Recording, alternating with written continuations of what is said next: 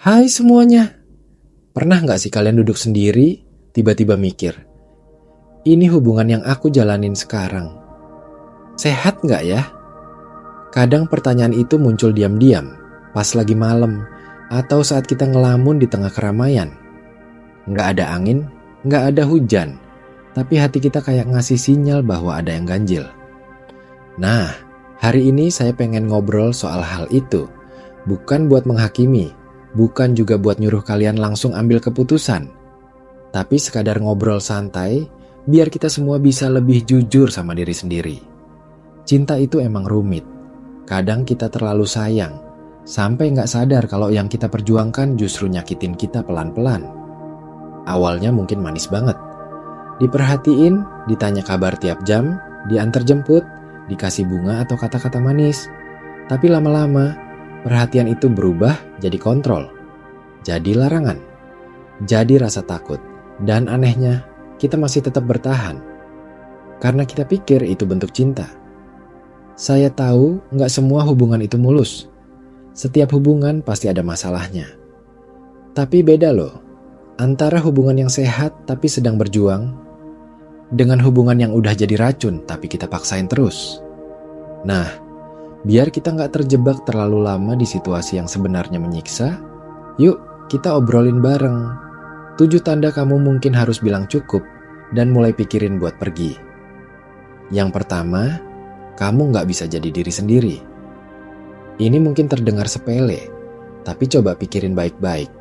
Kalau kamu selalu harus menyesuaikan diri demi diterima, kalau kamu selalu merasa harus pura-pura supaya nggak bikin dia marah, berarti kamu udah kehilangan kebebasan paling dasar.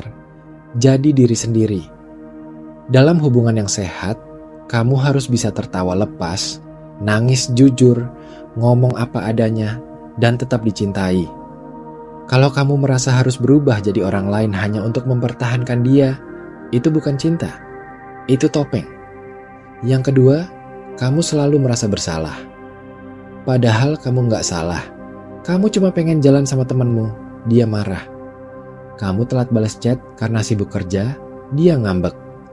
Ujung-ujungnya kamu minta maaf, terus-terusan. Sampai akhirnya kamu sendiri mulai percaya bahwa kamu yang bermasalah. Padahal dia yang nggak bisa percaya.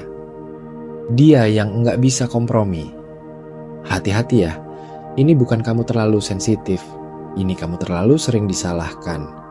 Yang ketiga, kamu hidup dalam rasa takut. Ini yang paling menguras energi. Tiap hari kayak main tebak-tebakan. Hari ini dia bakal baik atau enggak ya? Kamu jadi mikir ribuan kali sebelum mengirim chat, takut salah ngomong. Kamu ngerasa harus menghindari topik-topik tertentu karena itu bisa bikin dia meledak. Bahkan hal kecil kayak posting story bisa jadi masalah. Cinta seharusnya jadi tempat kita merasa aman, bukan arena adu mental. Yang keempat, kamu merasa terisolasi.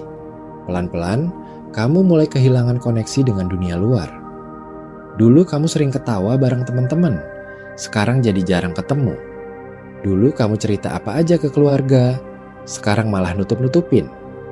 Alasannya, karena dia gak suka kamu deket sama orang lain.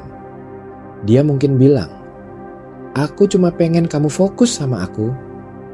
Awalnya terdengar romantis, tapi kalau semua relasi kamu diputusin, kamu bakal sendirian. Dan saat kamu butuh bantuan, gak ada siapa-siapa. Kelima, kamu kehilangan kendali atas hidupmu. Awalnya mungkin dia sekadar ngasih saran, baju itu terlalu terbuka. Lalu makin lama jadi, kamu gak boleh pakai itu. Terus jadi, kamu gak boleh temenan sama dia. Bahkan sampai, kamu harus share lokasi terus.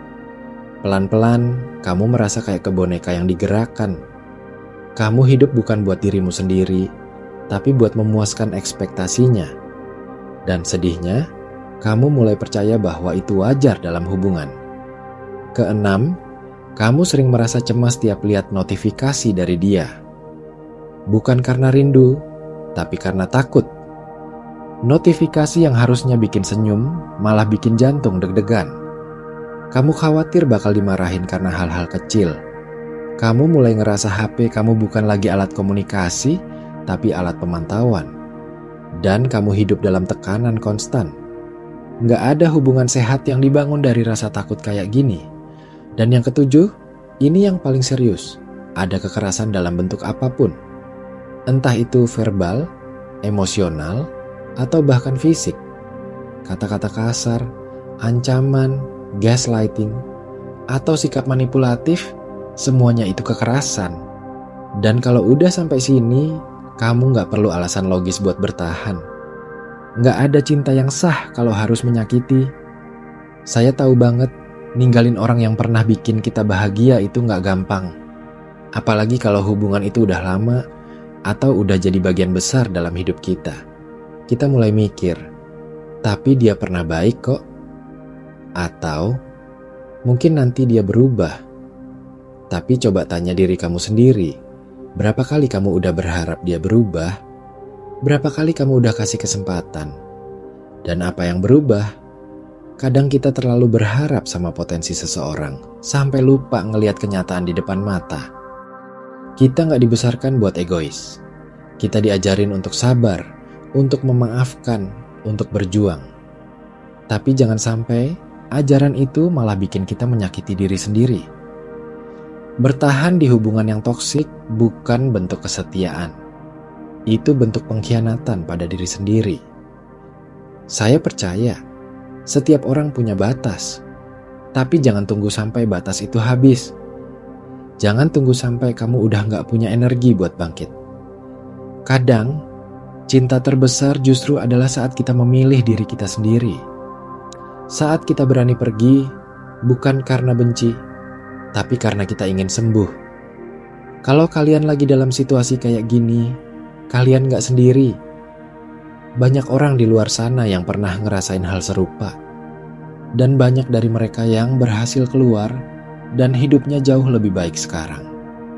Bukan karena mereka kuat dari awal, tapi karena mereka berani ambil langkah pertama. Mungkin langkah itu kecil, kayak mulai cerita ke teman, atau nyari bantuan profesional, atau sekadar nulis di buku harian. Tapi langkah kecil itu, kalau konsisten, bisa jadi pintu keluar dari hubungan yang menyakitkan. Dan buat kalian yang sekarang belum siap pergi, itu juga nggak apa-apa. Yang penting, kalian sadar.